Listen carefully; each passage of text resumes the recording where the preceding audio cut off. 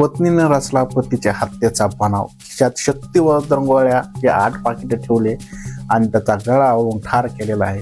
कानपूर शहरात एका महिलेने केलेलं कान उघड होताच पोलिसही हैराण झालेले आहेत. एका महिलेने प्रियकरासोबत पळून पतीचा गळा दाबून हत्या केलेली आहे. त्यानंतर औषधाच्या ओव्हरडोसमुळे पतीचा मृत्यू झाल्याचा बनाव रचला. महिलेने पतीच्या खिशात शक्तिवर्धन गोळ्याचे कॅप्सूलचे 8 पाकिटे ठेवली. या व्यक्तीचा मृत्यू कदाचित कॅप्सूलच्या ओव्हरडोसमुळे झाला असावा असा पोलिसांना अंदाज लावला आणि पोस्टमॉर्टम नंतर मृतदेह नातेवाईकाकडे सोपवून दफन केला. परंतु दुसऱ्या दिवशी पोस्टमॉर्टम रिपोर्ट आला तेव्हा पोलिसांना धक्काच बसला, कारण त्याचं मृत्यूचं कारण वेगळंच होतं. ही घटना कानपूरची आहे. या ठिकाणी आबिद अली त्याच्या पत्नी आणि मुलासह राहत होता.